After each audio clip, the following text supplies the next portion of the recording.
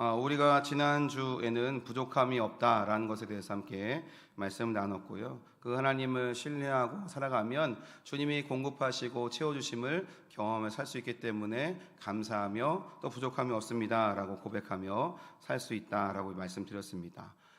오늘 또 우리 학생들에게 보내준 이미지를 한번 보실까요? 이미지를 한번 띄워주시면, 네, 저기 파란 몸 누구예요? 알라딘의 요술램프에 나오는 진이죠, 그렇죠? 거기 이야기하는 걸 보니까 내가 학교 가는 길에 비둘기 똥을 맞을지 맞지 않을지 알려줄래? 이 진이한테 물어보는 거예요. 또 두 번째 이번에 보면 등굣길 버스 그 남자 설마 나를 좋아하면 어떡하지? 네, 그런 일은 없죠. 이런 걱정들을 하는 거예요. 또 동물원 호랑이가 탈출해서 떡을 달라고 하면 어떻게 하지? 이런 걱정들을 하고 산다는 거죠. 그래서 실제적으로 저도 대전에 살 때요. 대전에 동물원이 있거든요. 어느 날 막 긴급 재난 문자가 온 거예요. 5월대에서 호랑이가 탈출했다고. 그래서 그때 막 마음 졸였던 적이 있습니다. 어쨌든 이런 염려들 속에 우리 살아간다는 거예요. 이런 사람들을 바로 램프 증후군이다라고 하면서 간단한 설명이 나오는데요. 알라딘이 램프의 요정을 불러내듯이 근심 걱정을 불러내서 스스로 괴롭히는 현상이 바로 램프 증후군이다라고 얘기합니다. 나는 오늘 몇 번의 걱정을 했나요? 라는 질문까지 이렇게 했는데요. 여러분에게 함께 여쭤보겠습니다. 여러분 요즘 걱정이 많으세요? 염려할 일들이 많으신가요? 속으로 한번 자문해 보세요. 안 계시다는 우리 권사님 할렐루야입니다. 속으로 아마 많아요 그럴 거예요. 어떤 염려들을 하고 계신가요? 돈에 대한 문제인가요? 자녀에 대한 문제인가요? 부부의 관계의 문제인가요? 사업의 문제인가요? 어떤 문제를 가지고 여러분 염려하고 계시나요? 오늘 이 우리 교회에서 일부 예배가 8시 50분부터 시작하는데 여러분들이 일어나셔서 이 8시 50분에 교회에 오기까지 여러분들은 이 짧은 시간이지만 몇 번의 염려와 걱정을 하셨나요? 한번 세하려 보세요. 내가 일어나서 씻고 준비하고 밥 먹고 교회 오기까지 몇 번의 염려를 어떤 걱정들을 했지? 한번 생각해 보시라는 거예요. 이 램프 증후군에 대해서 좀 더 자세히 설명드리면 이런 거예요. 실제로 일어날 가능성이 없는 일에 대해서 마치 알라딘의 요술 램프의 요정 진이를 불러내듯이 수시로 꺼내보면서 걱정하는 현상이 바로 이 램프 증후군입니다. 쓸데없는 걱정을 하는 사람들을 지칭하는 말이고요. 과잉 근심이라고도 말하기도 하죠. 여러분 잘 아는 것처럼 이 알라딘과 요술 램프는요, 중동의 민화들로 구성된 설화집 그 천일 야화에 실린 한 이야기예요. 그래서 램프 증후군은 현대에 와서 알라딘이 램프의 종을 불러내듯이 근심, 걱정을 불러내서 스스로를 괴롭히는 현상을 지칭하게 되었습니다.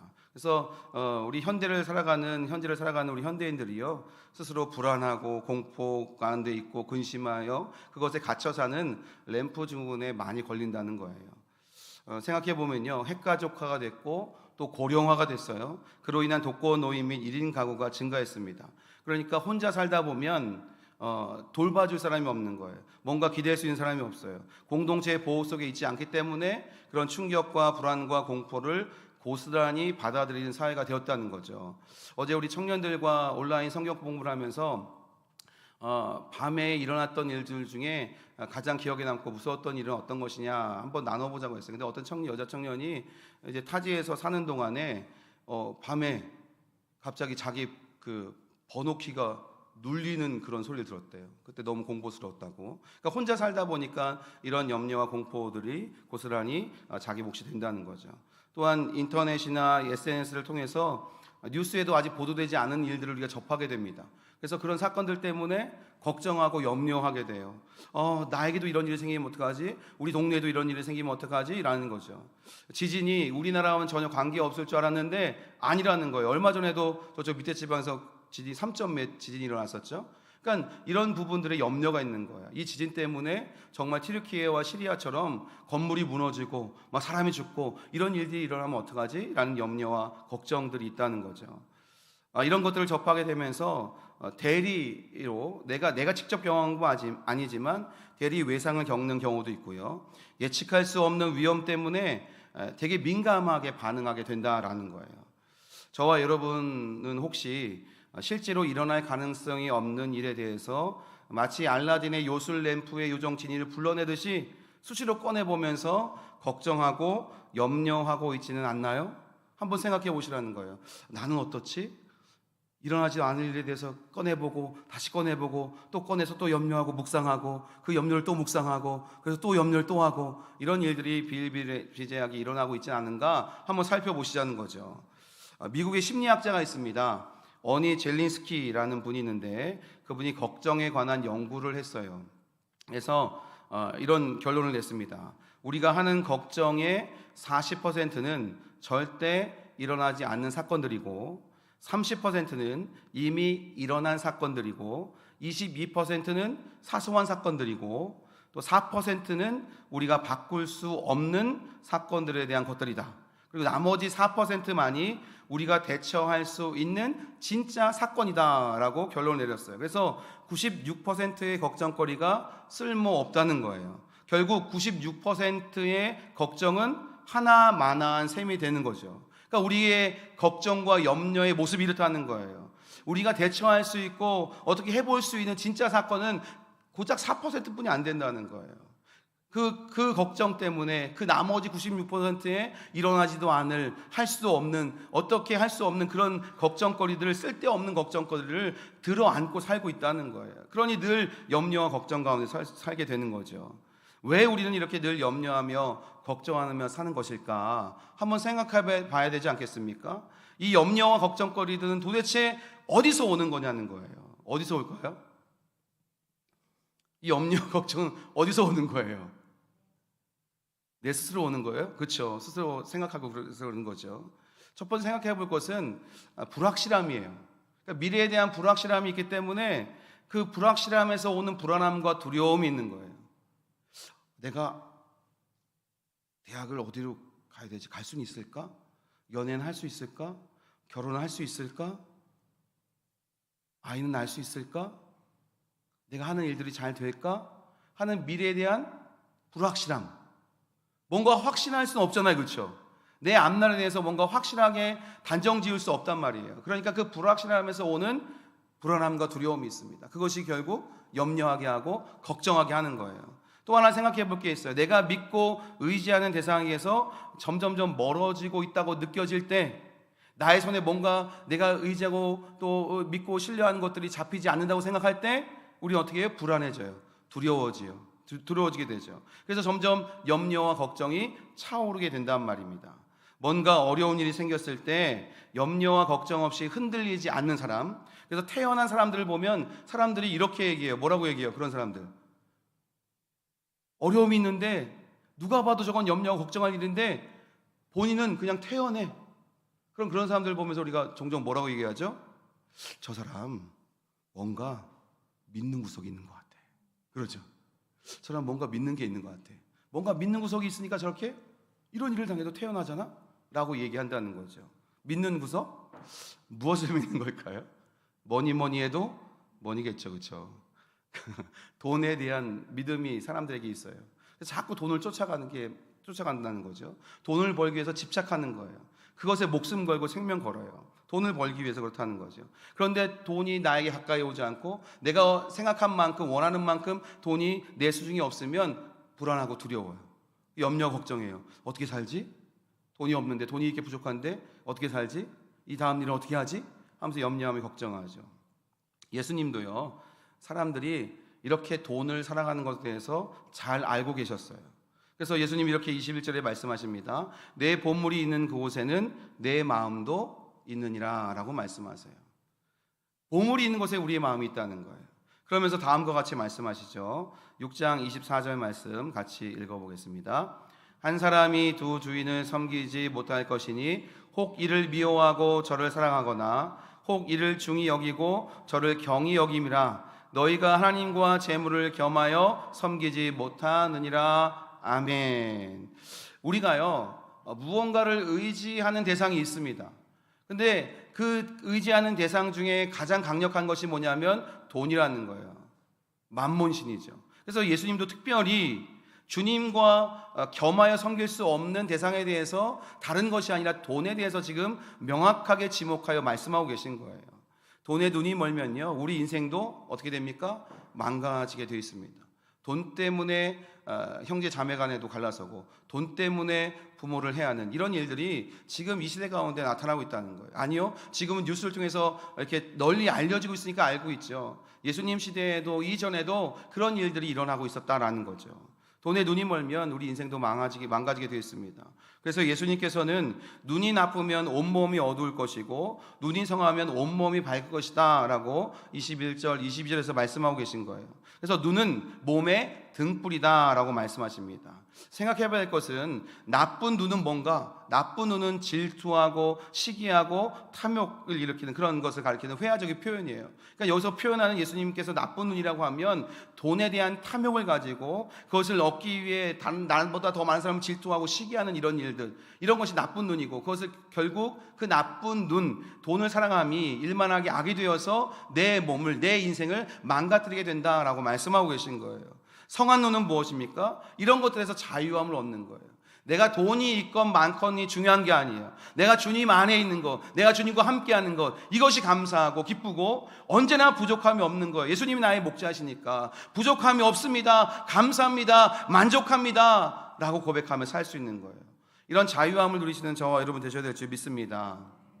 그래서 주님께서는요, 염려하지 말 것을 당부하고 계십니다. 25절 말씀을 읽어봅니다. 시작. 그러므로 내가 너희에게 이르노니 목숨을 위하여 무엇을 먹을까, 무엇을 마실까, 몸을 위하여 무엇을 입을까 염려하지 말라. 목숨이 음식보다 중하지 아니하며 몸이 의복보다 중하지 아니하냐. 아멘. 여러분, 목숨을 위하여 무엇을 먹을까, 무엇을 마실까 염려하지 말라는 거예요. 왜요? 목숨이 음식보다 중요하다는 거죠. 그렇죠? 몸을 위하여 무엇을 입을까 염려하지 말라는 거예요. 왜요? 몸이 의복보다 중요하다는 거예요. 그러면서 주님께서 말씀하십니다. 공중의 새를 봐라. 씨를 뿌리지도 않고 거두지도 않고 곳간에 모아 들이지도 않으나 너희 하늘 아버지께서 그것들을 먹이신다. 너희는 새보다 귀하지 아니하냐. 주님 말씀하시는 거죠. 우리의 생명을 주님께서 귀하게 여기신다는 거예요. 저 하늘에 나는 새도 하나님께서 먹이시는데 하물며 너일까 보냐라는 이야기죠. 예수님께서 물어보십니다. 너희 중에 누가 염려함으로 그 키를 한 자라도 더할 수 있겠느냐? 이 키라는 얘기는요, 헬라어 이 단어에는 수명이라는 뜻도 있어요. 그래서 이렇게 세 번역은 번역합니다. 누가 걱정을 해서 자기 수명을 한순간인들 늘릴 수 있겠느냐? 지금 자라나는 청소년들은 자기 키가 더 크는 걸 원하겠죠. 그렇죠? 근데 염려하고 걱정한다고 키가 커집니까? 안 커져요. 또 우리 연세 있으신 분들, 이제 삶을 많이 사신 분들은 또 생각할 수 있습니다. 좀 더 내 삶을 연장했으면, 수명을 연장했으면. 그래서 여러 가지 건강 보조식품들도 드시고 건강을 챙기시지 않습니까? 그런데 그렇게 염려한들 우리의 수명이 한순간에 더 늘어날 수 있겠습니까? 그럴 수 없다라고 주님께서 말씀하신 거예요. 또 너희가 어찌 의복을 위하여 염려하느냐? 들의 백합화를 봐라. 어떻게 자라는가 봐라. 수고도 하지 않고 길쌈도 하지 않는다. 그러면서 다음과 같이 말씀하시죠. 우리 29절 말씀 읽어봅니다. 그러나 내가 너희에게 말하노니 솔로몬의 모든 영광으로도 입은 것이 이 꽃 하나만 갖지 못하였느니라. 아멘. 솔로몬의 영광으로 입은 모든 옷들이 이 들에 핀 백합화, 하나님께서 입혀주시는 이 백합화보다 못했다라고 말씀하시는 거예요. 하물며 너일까 보냐라는 거죠. 오늘 있다가 내일 아궁이에 던져지는 들불도 하나님이 이렇게 입히신다라는 말씀이에요. 그러므로 뭐 하지 말라는 거예요? 염려하지 말라는 거예요. 31절 같이 읽어봅니다. 시작. 그러므로 염려하여 이르기를 무엇을 먹을까, 무엇을 마실까, 무엇을 입을까 하지 말라. 아멘. 근데 뭐가 문제예요? 염려하지 말라고 하셨는데 자꾸 염려가 되네요. 뭐가 문제일까요? 채우고 공급하시는 하나님을 신뢰하지 못하는 것이 문제인 거예요. 언제나 나와 함께 하시면서 채우시고 공급하시는 그 하나님을 신뢰하지 못하는 게 문제예요. 그러니까 염려하는 거예요. 그래서 예수님은 그런 사람들을 믿음이 작은 자들아 라고 하면서 책망하십니다. 믿음이 적다라는 얘기는 거의 신뢰하지 않는다는 이야기를 하는 거예요. 하나님을 거의 신뢰하지 않으니까 불확실한 거죠. 불안한 거예요. 그러니까 뭐가 와요? 염려하고 걱정하게 되는 거예요. 여러분, 하나님 믿으십니까? 천지를 지으시고 창조하신 하나님을 믿으십니까? 온 우주 만물의 진정한 통치자이신 하나님을 믿으십니까? 모든 것을 다 아시고 모든 것을 다 하실 수 있는 그 하나님 믿으세요? 이 광대하고 거룩하신 하나님께서 저와 여러분을 사랑하신다는 것을 믿고 계십니까? 나를 위해, 우리를 위해 독생자 예수님을 보내셨음을 믿고 계십니까? 나를 위해 나의 죄 때문에 십자가에 달려 죽으시고 다시 살아나신 예수님을 진짜 믿으십니까? 그런데 왜 염려하십니까? 무엇 때문에 걱정하십니까? 왜 미래가 불확실하다고 염려하고 걱정만 하십니까? 모든 것을 다 하시는 주님께서 이미 모든 길을 예비하시고 우리와 함께 하시며 이끌어가고 계신데 왜 염려하고 걱정하십니까? 여러 가지 고난과 역경들이 나에게 찾아온다고 왜 걱정하고 염려하십니까? 나와 함께 하시며 나를 지키시고 나를 이끌어가신 주님이 계신데 왜 염려하십니까? 우리는 주님께 나아가야 될 줄 믿습니다. 여러분, 기억해야 됩니다. 믿음과 염려는요 반비례해요. 믿음과 염려는 반비례한다는 거예요. 그래서 우리는 확실한 믿는 구석이 있어야 된다는 거예요. 그 믿는 구석이 누구예요? 하나님이에요. 하나님. 믿는 구석이 확실하시길 축복합니다. 저 사람 뭔가 믿는 구석이 있는 것 같은데, 예, 하나님이요. 살아계신 하나님이요. 천지를 창조하신 하나님이요. 나를 구원하신 하나님이요. 라니 확실한 믿는 구석 하나님이 되시길 축복합니다. 그래서 염려는요 하나님을 신뢰할 때 극복할 수 있게 됩니다. 고아의 아버지를 불리고 평생 5만 번의 기도에 응답을 받은 분이 계세요. 누굴까요?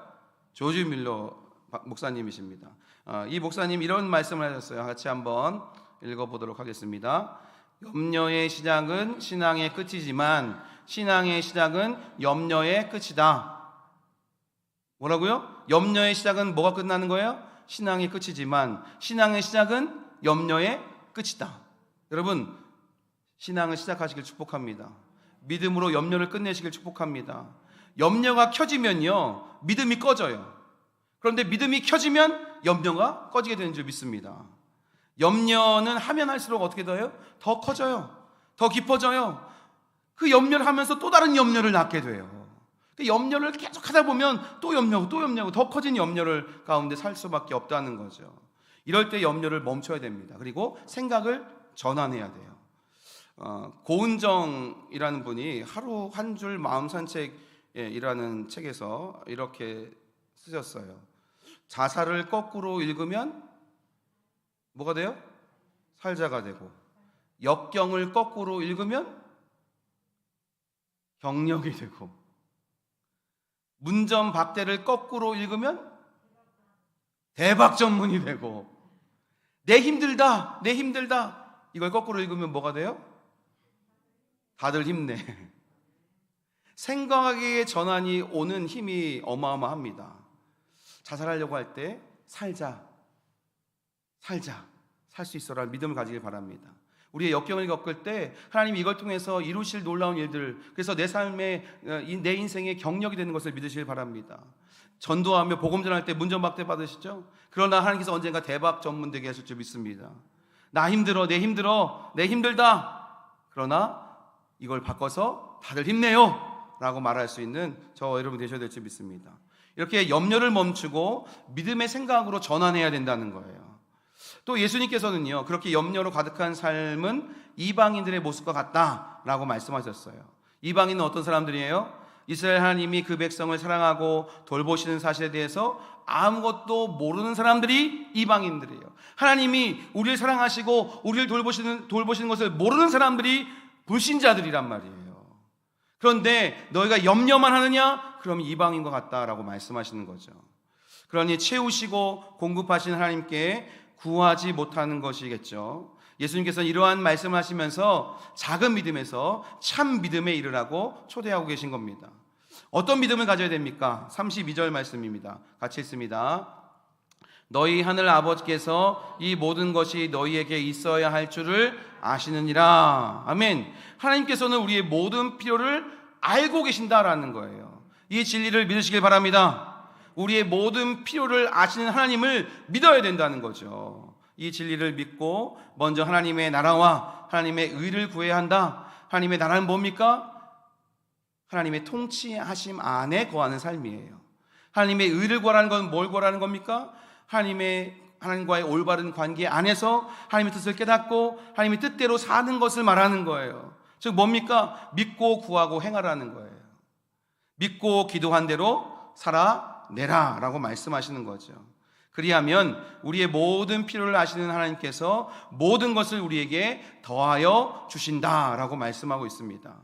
그러므로 여러분 염려하고 걱정하지 마시기를 축복합니다. 아멘. 34절 말씀이 있습니다. 시작. 그러므로 내일 일을 위하여 염려하지 말라. 내일 일은 내일이 염려할 것이요 한날의 괴로움은 그날로 족하니라. 아멘. 우리가 염려하고 걱정한다고 달라지는 건 없습니다. 그 염려와 걱정을 가지고 주님 앞에 나와야 되는 거예요. 염려와 걱정거리들, 나의 모든 인생을 주님께 맡겨드리는 저와 여러분이 되어야 된다는 거죠. 그래서 바울은 이렇게 말합니다. 빌립보서 4장 6절 7절 말씀입니다. 같이 믿음으로 고백합니다.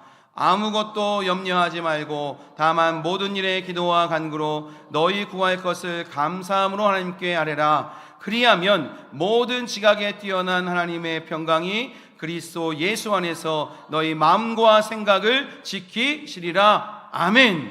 아무것도 염려하지 말고 뭐라는 거예요? 주님께 모든 일에 기도와 간구로 하나님께 감사함으로 아뢰라는 거예요. 그러면 모든 지각에 뛰어나신 온 우주 만물을 창조하신 그 모든 지혜의 위에 계시는 하나님께서, 평강의 하나님께서 우리의 마음과 생각을 지키시고 우리에게 평안을 주시고 염려는 사라지게 하시고 승리하게 하신다라는 이야기죠. 여러분 이 믿음을 가지고 염려를 다 벗어버리시기를 예수님의 축복합니다. 말씀을 정리합니다. 사랑하는 성도 여러분, 그리고 사랑하는 중고등부 친구들, 여러분은 공중의 새보다 들의 핀꽃보다 더 귀한 존재들입니다. 주님께서 생명을 주시기까지 사랑하는 사람들이에요. 이제 염려를 끄고 믿음을 켜시기를 바랍니다. 아무것도 염려하지 말고 모든 일에 감사함으로 하나님께 기도하며 간구하며 그렇게 살아가시길 축복합니다. 우리의 모든 필요를 아시고 그때그때 채우시고 공급하시는 그 하나님을 신뢰함으로 어떤 상황에서도 자족하며 감사하는 삶이 되시기를 예수님의 이름으로 간절히 축원합니다. 아멘.